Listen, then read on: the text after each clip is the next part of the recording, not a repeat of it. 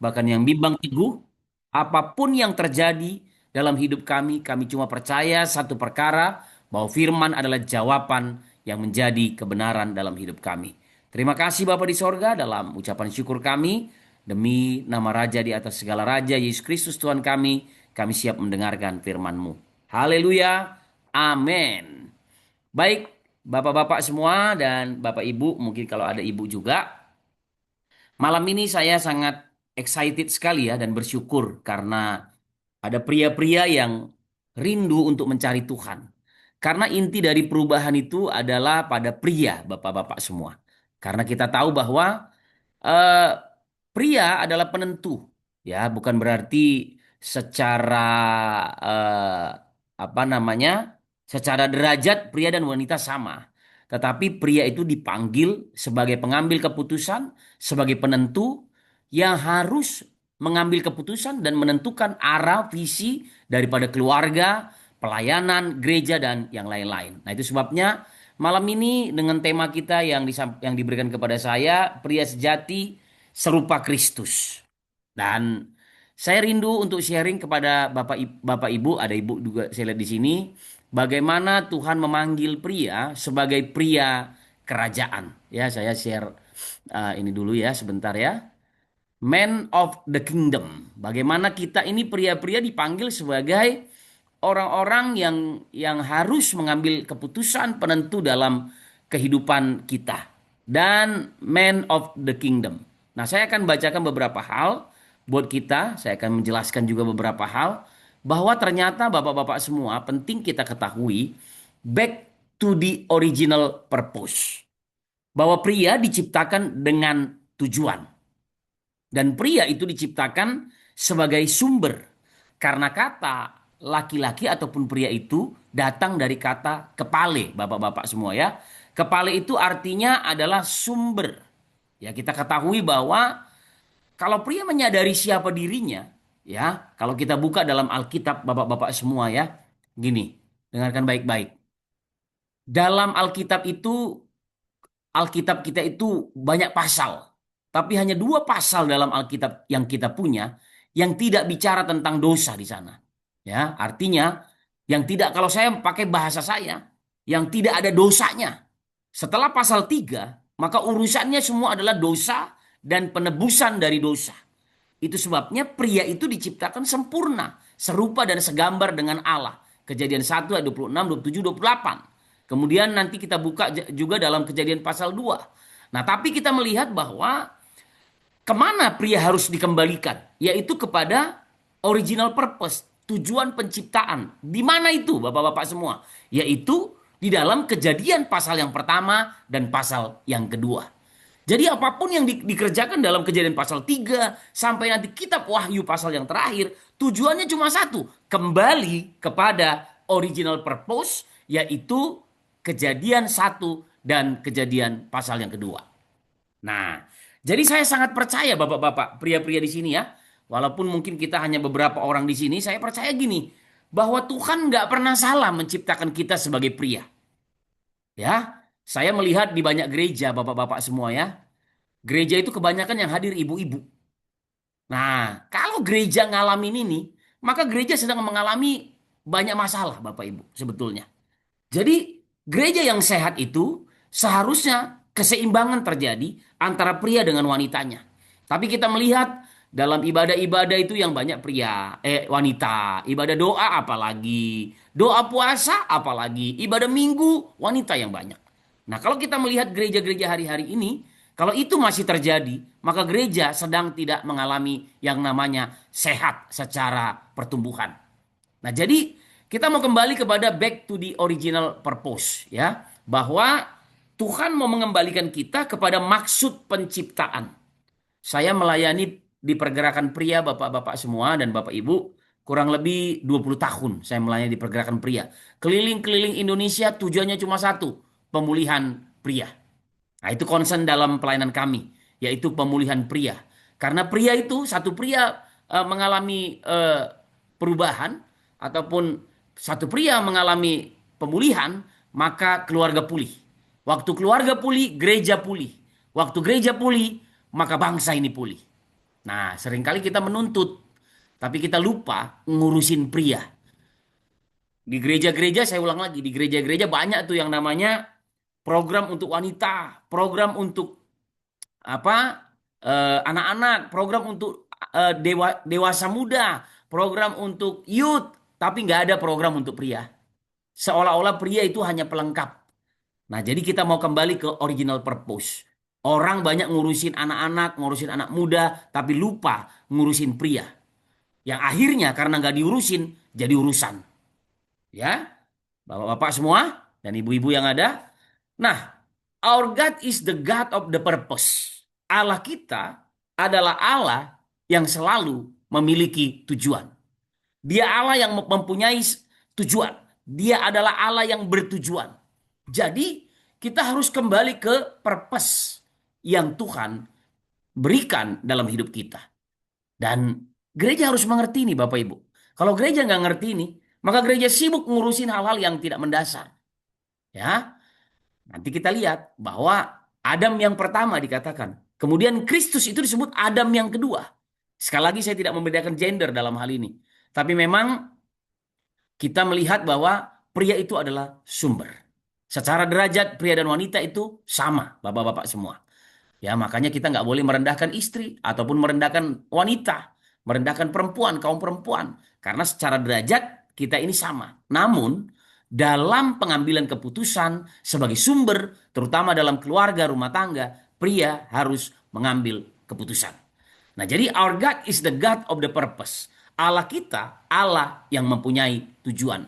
Kenapa saya diciptakan? Kenapa bapak-bapak diciptakan? Kenapa mungkin ibu-ibu diciptakan? Tuhan kita nggak pernah salah.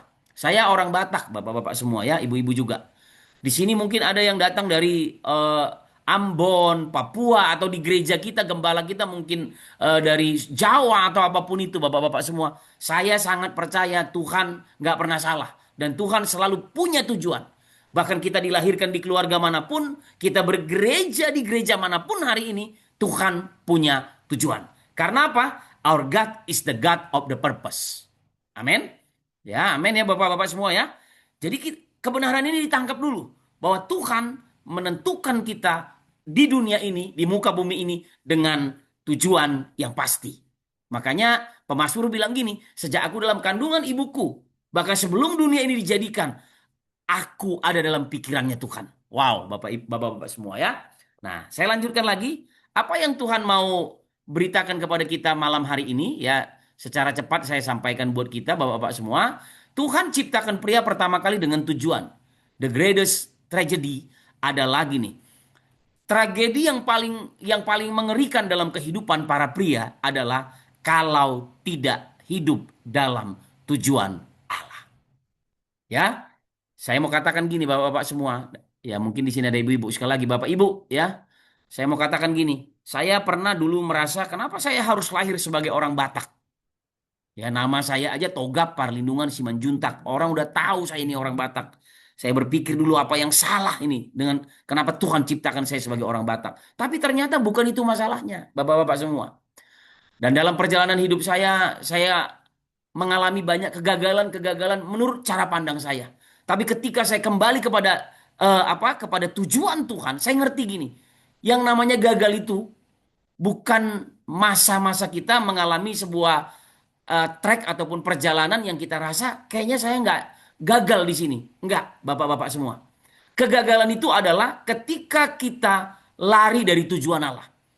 Waktu kita menjalani hidup kita dalam tujuannya Allah, dan sepertinya orang bilang, ah itu gagal, dari dulu gitu-gitu aja. Namun bapak-bapak dengar gini, kalau engkau masih on the track dalam tujuannya Allah, berarti engkau bukan orang yang gagal. Jadi orang yang gagal adalah ketika seseorang melakukan sesuatu di luar kehendak Allah, itu gagal. Ya, jadi Allah kita punya tujuan.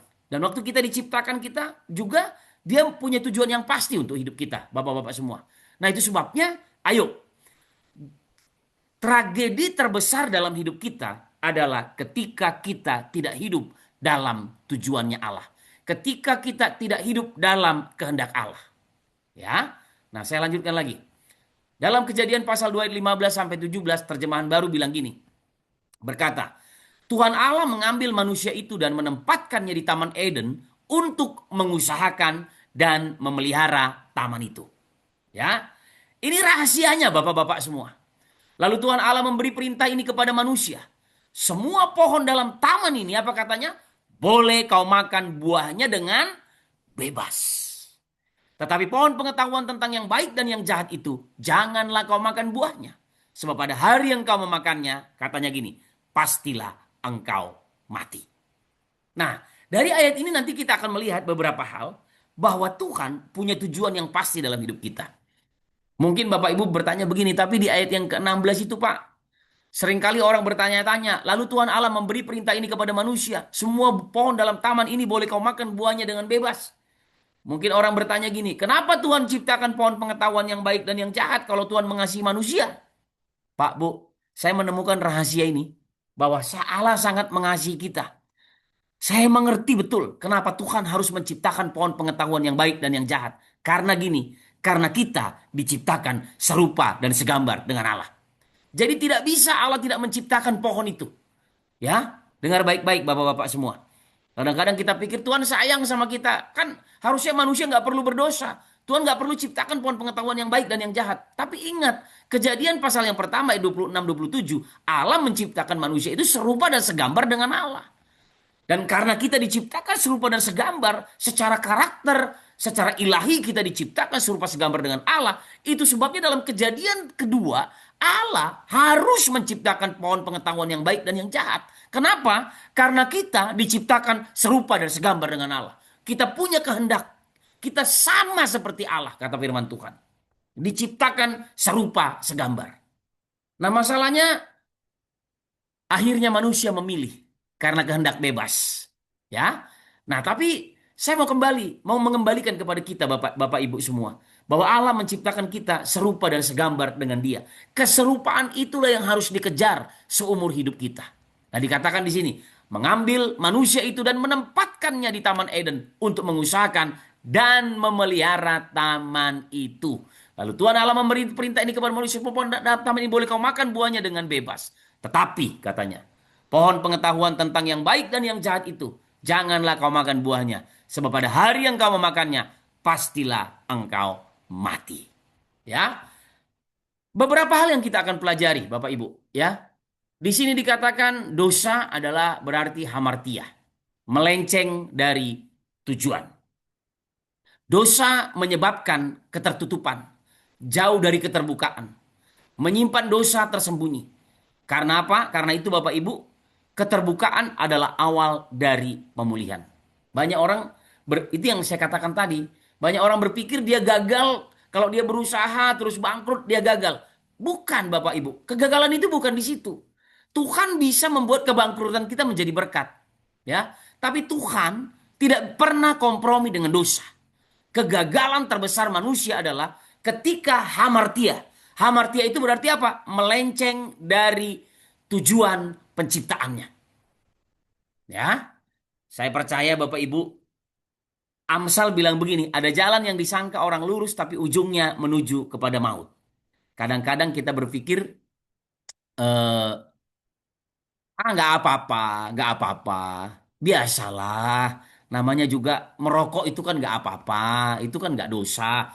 Saya mau bilang Bapak Ibu, merokok itu memang tidak membuat Anda masuk neraka, tapi merokok itu mana lebih penting uang rokok kita kita pakai untuk untuk membiayai keluarga kita daripada hanya untuk eh, merusak tubuh kita, kesehatan kita. Ah gitu-gitu tuh Pak Bu ya. Nah, jadi saya ulangi, dosa hamartia itu melenceng dari tujuan, menyebabkan ketertutupan, jauh dari keterbukaan, menyimpan dosa tersembunyi. Ini akibat dosa. Orang itu kalau berdosa, Bapak Ibu, dia terikat, jauh dari keterbukaan. Maunya sembunyi, menyendiri. Pak, Bu, kenapa sih orang bunuh diri? Karena dosa. Kenapa sih orang akhirnya memutuskan untuk memukul istrinya? Karena dosa, Pak. Karena dosa yang nggak bisa ditahan di dalam hidupnya, yang uh, mengikat hidupnya, gitu. Kenapa sih ada pria yang mau membentak-bentak istri dan anak-anak, mau maki-maki istri? Itu karena dosa, Pak. Nggak ada yang lain, ya. Makanya kita nggak bisa bercampur. Roma pasal 6 bilang gini, Kita ini udah ditebus. Kalau kita udah ditebus, kita hidup baru. Kita tidak berbuat dosa lagi, Bapak Ibu. Nah, itu sebabnya menyebabkan kita tertutup, nggak mau terbuka, menyimpan dosa tersembunyi. Itu sebabnya Bapak-bapak semua dengar baik-baik. Keterbukaan adalah awal dari pemulihan. Hari ini saya tidak tahu ya apa yang sedang kita jalani dalam hidup. Tapi dengar pria-pria, sekalipun kita hanya 4 orang di sini, Pak, Bu, percayalah, firman Tuhan itu selalu datang tepat pada waktunya. Jadi gini, dosa itu seperti beban, seperti kuk kuk perhambaan. Jadi kalau dalam pengajaran yang sering kami ajarkan, Yesus disalib bukan cuma untuk menyelamatkan kita, Bapak Ibu. Ya, dengar-dengar nih. Yesus disalib bukan hanya untuk menyelamatkan kita dan kemudian kita dibawa ke sorga, bukan. Tapi Yesus waktu dia disalib, dia memerdekakan hidup kita, melepaskan hidup kita dari kutuk-kutuk yang ada di dunia ini, dari kutuk kemiskinan, dari kutuk perhambaan, dari kutuk kecemaran, Bapak Ibu, dari kutuk dosa-dosa semua. Banyak orang berpikir nggak apa-apalah hidup begini, yang penting aku udah percaya sama Yesus, tapi nanti yang penting masuk sorga, ya. Bukan itu tujuannya, Bapak Ibu. Bukan hanya itu. Kita ini memang benihnya dari sorga. Ketika kita percaya kita diselamatkan. Tapi dengar baik-baik. Ada bundling di dalam keselamatan. Yaitu bebas dari semua kutuk, Bapak Ibu. Kita tidak lagi hidup di bawah kuk perhambaan. Tidak hidup dalam kebodohan, Bapak Ibu. Jadi ada orang yang bertahun-tahun beribadah. Ada pria-pria yang bertahun-tahun ke gereja. Tapi hidup dalam kebodohan, hidup dalam kehancuran, hidup dalam kuk-kuk perhambaan. Itu dia. Ya. Dan kuncinya cuma satu. Keterbukaan adalah awal dari pemulihan. Kalau kita udah ngerti, Alkitab bilang gini. Karena kalau anak yang memerdekakan kamu, maka kamu sungguh-sungguh merdeka, Bapak Ibu. Ya, firman yang memerdekakan kita, maka kita sungguh-sungguh merdeka. Tapi banyak gereja-gereja hari-hari ini gagal mengerti hal ini. Dan gereja-gereja minta kesembuhan. Padahal Alkitab bilang gini, oleh bilur-bilurnya kamu sudah sembuh. Tapi masih minta-minta kesembuhan. Padahal Tuhan cuma bilang, eh, eh, kalau kamu sedang dalam permasalahan, pandang kepada salibku, kata Tuhan. Tapi kita lupa melakukan itu. Kenapa? Karena kadang-kadang di gereja kita diajar hal-hal yang cuma eh, di kulit, di permukaan saja, Bapak Ibu, ya. Nah, itu sebabnya keterbukaan adalah awal dari pemulihan. Ayo kita terbuka tentang dosa-dosa kita. Bukan artinya dosa itu dicerita-ceritakan kepada orang. Tapi kita butuh datang sama Tuhan untuk terbuka. Tuhan, ampuni dosaku. Kemudian juga kita terbuka dengan sesama. Kalau bapak-bapak di sini punya istri, akui dosamu kepada istrimu. Ya, artinya berdoa dulu, persiapkan.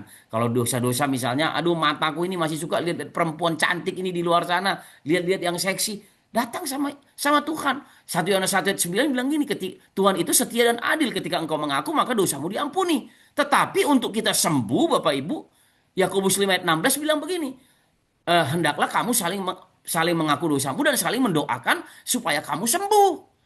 Kenapa pria-pria kadang-kadang udah ngaku sama Tuhan tapi nggak sembuh-sembuh? Dosa berulang-berulang terus karena nggak pernah mengaku. Saya kalau mata saya agak ya, tapi saya nggak pernah sih ya. Artinya ya dalam dalam ucapan syukur ya, tentunya dalam kasih karunia Tuhan. Saya nggak terlalu tertarik lah dengan yang perempuan seksi apa enggak lah. Bukan berarti saya nggak bisa membedakan mana yang seksi mana yang nggak seksi. Tapi saya nggak ini. Artinya buat saya istri saya yang terbaik, udah cukup itu aja. Dan saya memang melihat istri saya yang terbaik, selesai gitu. Nah, tapi kalau ada hal yang salah, saya ngomong sama istri saya, iya sayang, kemarin abang begini begini begini. Jadi kami punya kesepakatan Bapak Ibu di rumah, saya dengan istri. Kalau saya salah ya saya ngaku, dan istri saya tidak akan menghakimi saya, tapi justru dia akan menjadi penyembuh buat saya. Dia akan mendoakan saya untuk saya sembuh. Nah, tapi banyak rumah tangga nggak mengalami ini, Bapak Ibu. Kenapa? Ya karena ya itu dia tadi yang saya bilang. Oleh bilur-bilurnya kamu sudah sembuh, tapi kita nutupin, makanya nggak sembuh-sembuh. Ya, nah itu dia. Nah itu sebabnya jangan simpan-simpan dosa. Nah kemudian apa lagi? Tujuan awal pria ditempatkan. Tadi di ayat yang ke apa eh, Kejadian pasal 2 tadi ayat 15, 16, 17, Bapak Ibu, tujuan awal pria ditempatkan di Taman Eden. Kenapa ditempatkan di Taman Eden? Eden itu artinya sebetulnya Bapak Ibu, the spot God presence. Artinya apa? Eden itu adalah tempat di mana hadirat Tuhan ada. Makanya keluarga-keluarga harus ada di Taman Eden, Bapak Ibu. Ingat ya, waktu manusia pertama diciptakan oleh Allah, Adam, waktu manusia diciptakan dari tanah oleh Tuhan, kemudian setelah selesai dijunan dengan tangannya, kemudian Allah menghembuskan ruah Elohim, nafas kehidupan kepada Adam, maka Adam membuka matanya, dan ketika dia membuka matanya, yang dilihat pertama kali siapa? Allah. Jadi Eden itu berarti apa? Ada dalam terjemahan bahasa yang lain. Eden itu tempat di mana Tuhan menghadirkan dirinya, gitu. Nah, waktu manusia jatuh ke dalam dosa, maka diusir dari Taman Eden. Kenapa? Karena dosa tidak bisa bercampur dengan kekudusan, Bapak Ibu. Nah, jadi tujuan awal pria diciptakan adalah untuk ditempatkan di Taman Eden. The spot God presence. Hadirat Allah dinyatakan. Nah, bagaimana dengan hidupmu pribadi, Bapak-bapak semua? Apakah orang-orang bisa merasakan Tuhan dalam hidupmu? Apakah istri dan anakmu bisa merasakan hadirat Allah melalui hidupmu? Ini penting, Pak. Ya, karena kita pria yang harus membawa rumah tangga kita kemana. Kita yang harus memutuskan. Jangan kita sedikit-sedikit, itu gara-gara kamu itu mah. Pak, saya di hadapan Tuhan ya, saya nggak pernah menyalahkan istri saya sekalipun dalam kejadian apapun di dalam keluarga kami. Apapun itu, saya akan bilang saya yang memutuskan dan saya mengambil tanggung jawabnya. Sekalipun kadang-kadang ada hal yang menjengkelkan di hati saya terhadap istri saya, tapi saya akan bilang gini, nggak apa-apa, itu saya. Ya, kenapa Bapak Ibu? Ketika kita mulai saling menyalahkan, salahkan istri, salahkan suami, salahkan anak-anak, hadirat Allah nggak ada di sana Bapak Ibu. Di mana ada iri hati, kebencian, kedengkian, di sana Tuhan nggak hadir. Jadi ayo pria, tujuan pria ada ditempatkan di Taman Eden untuk apa? The spot of God presence. Kehadiran Tuhan harus dirasakan oleh keluargamu melalui hidupmu. Hadirat Tuhan harus dirasakan oleh karyawanmu, oleh sesama rekan-rekan sekerjamu. Nah, jadi hal terpenting ya saya teruskan ya. Hal terpenting bagi pria adalah hadirat Tuhan. Karena dengar baik-baik, nearness is likeness. Kedekatan itu adalah keserupaan. Ya, ada sebuah peribahasa bilang gini, eh tell me about your friend, I tell you about your future. Gitu ya. Ceritakan kepada saya siapa sahabat-sahabatmu. Aku akan menceritakan kepadamu bagaimana masa depanmu. Kedekatan itu adalah keserupaan. Kalau saya sering-sering ngobrol-ngobrol dengan Tuhan, Bapak Ibu, ngobrol dengan Tuhan itu artinya apa ya? Baca firman, menyembah Tuhan, berdoa, maka maka karakter saya akan seperti Kristus. Banyak orang belajar-belajar tentang eh, perubahan karakter, karakter building, Bapak Ibu. Saya juga termasuk salah satu pengajarnya. Dan kalau saya lagi mengajar, mementor orang di situ, saya pakai firman, nggak ada yang lain. Nah, jadi Bapak Ibu, nearness is likeness. Keserupaan, kedekatan adalah keserupaan. Jadi jangan berharap keluarga kita akan baik-baik saja kalau kita sebagai pria ini nggak dekat sama Tuhan. Saya teringat dengan papa saya dulu ya, bapak-bapak semua. Papa saya seorang anggota Polri. Duit kami banyak. Saya lahir di keluarga kaya, Bapak Ibu. Dan tetapi gini, papa saya itu orangnya nggak mau ke gereja, tapi dia suka nyumbang gereja. Ya, akhirnya semua kami berantakan hidupnya.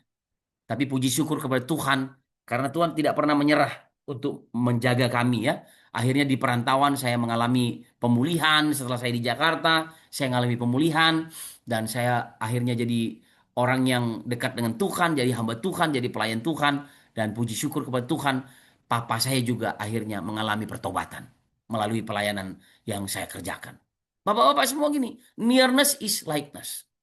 Ya, dulu saya dekat dengan bapak saya waktu saya di Pematang Siantar. Apapun yang dia kerjakan, karena saya dekat, saya akan meniru dia.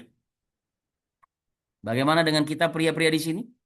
Apakah kita dekat dengan Tuhan? Pak, Bu, dekat dengan Tuhan itu bukan berarti kita cuma baik-baik saja, bukan. Tapi kita taat kepada perintahnya, melakukan kehendaknya, itu dia. Ya, karena saya percaya gini, bapak-bapak semua ya. Semakin kita dekat sama Tuhan, semakin kita percaya sama Dia.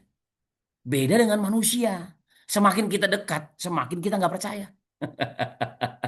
Manusia yang nggak segambar dengan Allah maksudnya ya.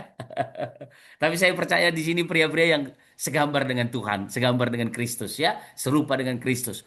Semakin kita dekat dengan orang-orang, dengan pria-pria yang serupa dengan Kristus, semakin kita akan mirip dengan mereka.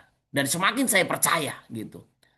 Tapi kalau saya lihat kepada manusia-manusia di dunia ini hari-hari ini yang nggak tahu Tuhan, semakin kita tahu hidupnya mendekat sama dia, hancur semua. Dan semakin kita nggak percaya. Masalahnya banyak di antara kita. Semakin kita dekat dengan orang-orang begitu, kita nggak mau memisahkan diri. Nggak mau menjaga pergaulan kita. Pergaulan yang buruk merusak kebiasaan yang baik. Kan gitu Bapak-Bapak semua. Nah, jadi hal terpenting bagi pria adalah hadirat Tuhan. Nearness is likeness. Nah, kemudian Bapak-Bapak semua, tujuan awal pria yaitu menyembah dan bekerja. Ya, bekerja itu menyembah itu menyembah bekerja itu adalah penyembahan Bapak-Bapak semua.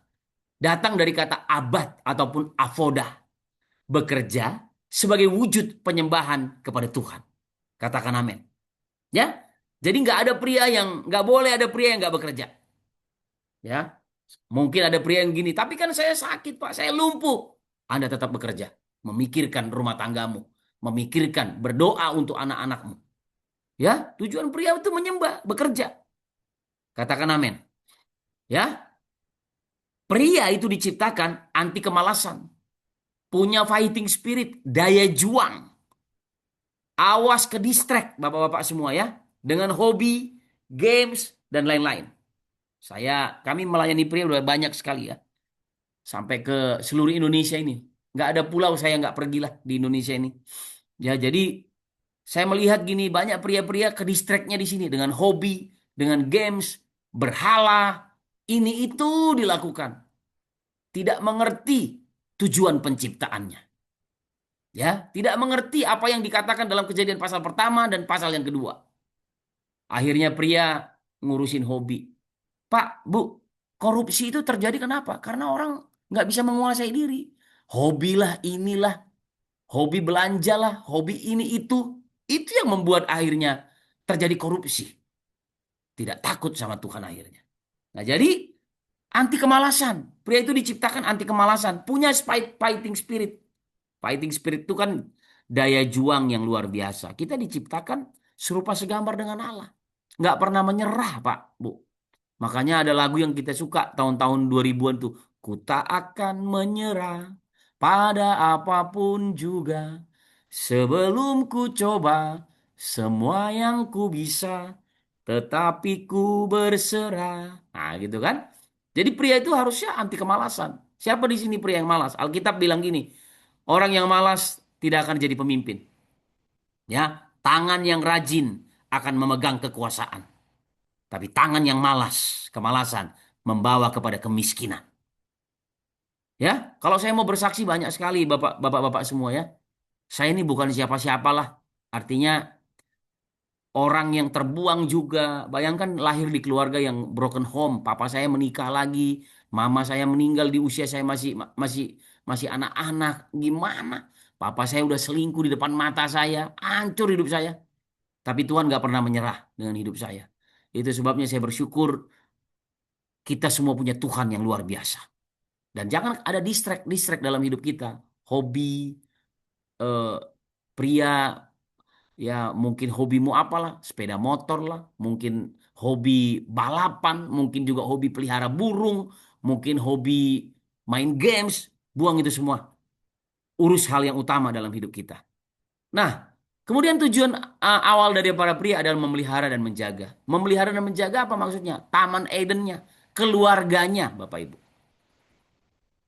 Saya menasehatkan kepada Bapak Ibu di sini, nggak usah terlalu banyak urusin dulu pelayanan kalau keluargamu belum belum menikmati Taman Eden. Karena ada orang sibuk ngurusin pelayanan di gereja, tapi keluarganya sendiri nggak bisa dijaganya. Alkitab bilang gini, kalau ada orang yang mengurus keluarganya aja nggak becus, apalagi mau ngurus jemaat. Jangan. Ya, makanya dalam pelayanan saya menegaskan ini kepada pria-pria di gereja kita. Urus dulu rumah tanggamu, urus anak istrimu. Itu dulu terbukti, baru ayo kita melayani di gereja.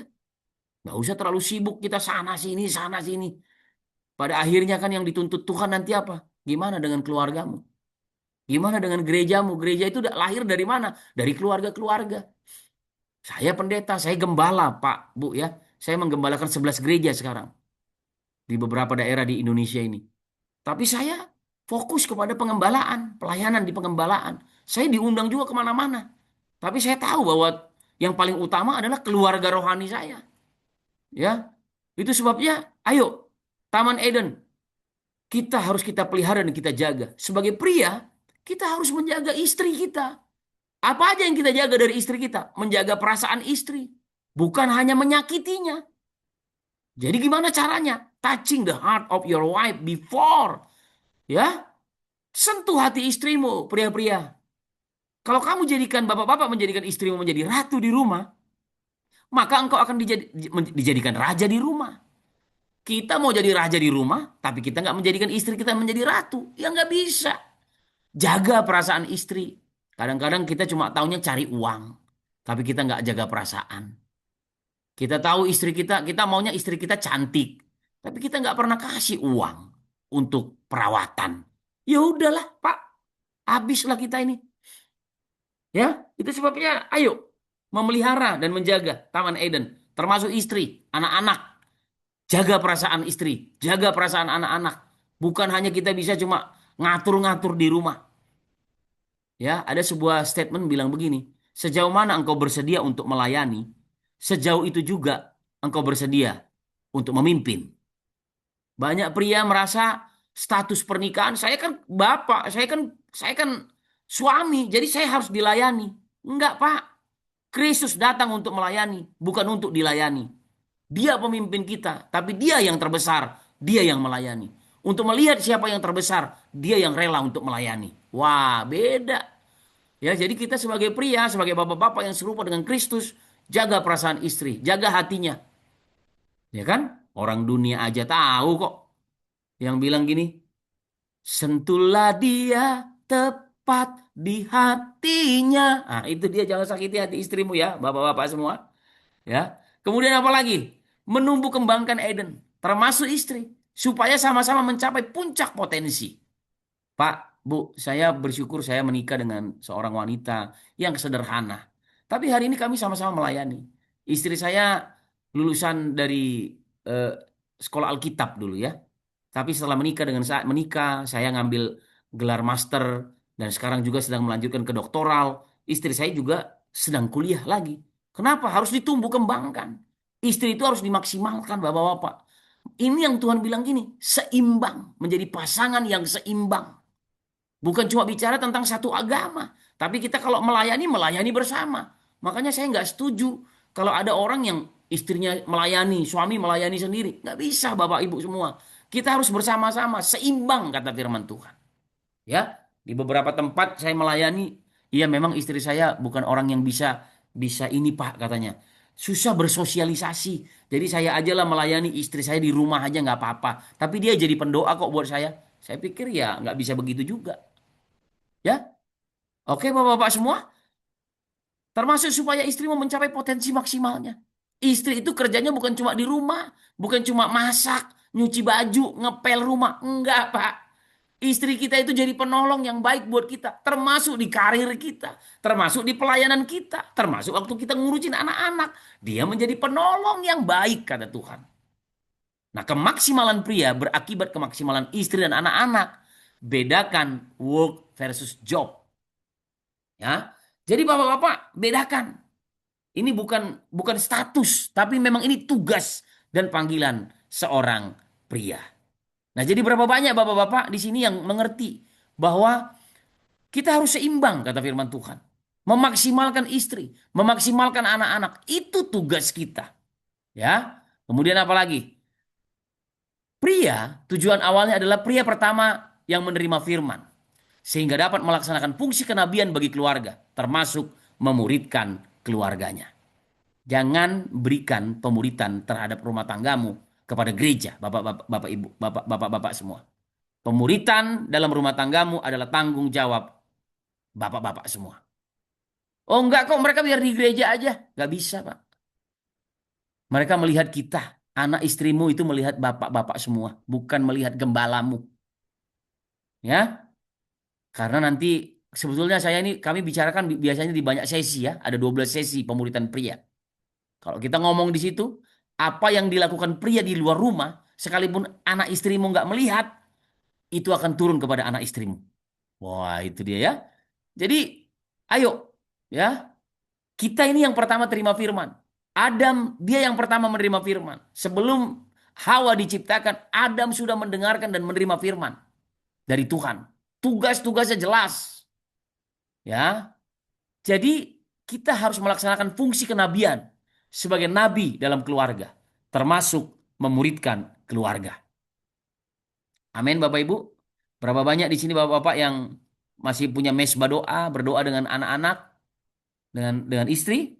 Ayo kembali ya, supaya fungsi kenabiannya bisa kembali. Malam ini saya nggak perpanjang lagi.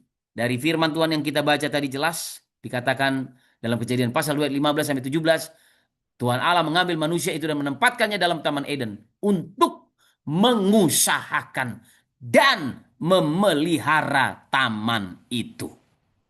Mana mana itu yang disebut dengan taman Edennya kita, keluarga kita, Pak. Usahakan dan pelihara. Usahakan supaya engkau ada dalam hadirat Tuhan. Usahakan supaya engkau bekerja. Pria tidak boleh tidak bekerja. Usahakan supaya menumbuh kembangkan istri dan anak-anakmu. Mari kita berdoa. Bapa, kami bersyukur malam ini. Terima kasih untuk firman-Mu. Datanglah kerajaan-Mu dalam kehidupan kami. Kami bisa mengerti firman ya Tuhan. Ampuni kami jika seringkali mungkin kami salah dalam bertingkah, salah dalam berbuat. Sebagai pria-pria seringkali kami juga melalaikan tugas panggilan kami. Tapi malam ini kami memohon kepadamu ya Tuhan. Karena firman-Mu yang mengingatkan kepada kami. Supaya kami pria-pria yang ada bisa membawa kedamaian dalam keluarga kami. Hidup dalam hadirat Tuhan. Kami juga hidup bekerja dan mengusahakan membawa hasil untuk keluarga kami ya Tuhan. Dan terlebih daripada itu, kami menumbuhkan kembangkan istri, anak-anak ya yang ada yang Tuhan percayakan kepada kami. Demi nama Yesus, Raja kami yang besar, kami mengucap syukur dan berdoa. Haleluya. Amin. Tuhan memberkati kita Bapak Ibu. Saya kembalikan kepada Shalom. yang bertugas. Iya, thank you banget, Pastor Togap. Kalau saya sih biasa panggilnya Bang Togap ya. Dulu kita ketemu di Kempria Jati Bang. Sebenarnya ini jadwalnya malam hari ini cuman saya agak ini apa radang. Jadi saya ngobrol sama istri sama Kak Ali. Non, tolong dong kotak hamba Tuhan yang bisa isi Selasa gitu. Jadi ini ceritanya Pastor seharusnya biasanya kalau Zoom sekitar 12 sampai 15. Cuman mungkin ada beberapa yang berhalangan atau satu lain hal jadi nggak join. Termasuk kalau kita bicara tentang ini ya, tentang apa yang baru terjadi ya, bencana yang di Sumatera. Seharusnya ada Kak Sharon ya. Dia dari Medan, cuman eh, karena bencana itu mungkin kan dia sempat cuti berapa lama, jadi pulang kampung, baru balik lagi Medan karena banjir itu. Mungkin kerjaannya banyak jadi nggak bisa join gitu. Oke, Bapak Ibu Saudara, saya nggak panjangan lagi karena kesibukan atau ini Bapak Ibu. Mari kita satukan hati dalam doa syafaat, terus saya akan tutup dengan doa berkat. Bapak Elohim Adonai kami, yang kami panggil di dalam putra tunggalmu, Yesus Hamasia isi Tuhan. Kami bersyukur, berterima kasih untuk persekutuan malam hari ini. Kami diingatkan kembali kepada panggilanmu, pada kita menjadi pria sejati, bahwa pria itu sumber. Bahkan kalau keluarga, kalau di dalam usaha, di dalam pelayanan itu terjadi masalah, karena pria-pria yang gagal melakukan tanggung jawabnya. Ampuni kami ya Bapak. Ampunilah kami juga. Kalau kami tidak mengambil tanggung jawab kami, seperti Adam, justru kami melantarkan tanggung jawab kami, menyalahkan istri atau anak kami. Bapak kami teringat saudara kami, yang pada malam hari ini mungkin masih bergumul di Sumatera. Tuhan, kau memberkati Tuhan, kau menguatkan Tuhan, kau beri shalom. Misalnya gembala-gembala yang ada di sana juga Tuhan. Kami bersyukur juga berterima kasih. Demikian juga untuk saudara-saudara yang tidak dapat hadir malam hari ini. Engkau memberkati di rumah, mungkin yang masih macam-macam di jalan, dimanapun berada Tuhan memberkati. Angkatlah kedua belah tanganmu, saudara, terimalah berkatmu. Levareka Adonai Shalom. Bersama Babi yang saya bersama yang bersama Rokan Tuhan, Yesus Masih Sama Sama. Diberkatilah engkau di dalam nama Bapa, Putra, Roh Kudus. Apa saja yang kau kerjakan, dibuat Tuhan berhasil. Enggak berkat dari Bapa, pernyataan yang manis dari Tuhan Yesus Kristus, dan kuasa dari Roh Kudus yang akan mengangkat engkau dan saya, Maranatha, jumlah Tuhan Yesus kawan-kawan, kekal selama-lamanya. Sama-sama yang percaya saya katakan, Amin. Haleluya. Shalom, terima kasih Bang Dokter. Shalom, Terima kasih shalom, semua, Pak David, Johan. semua, Pak Joko, semua. Terima Tuhan kasih. memberkati.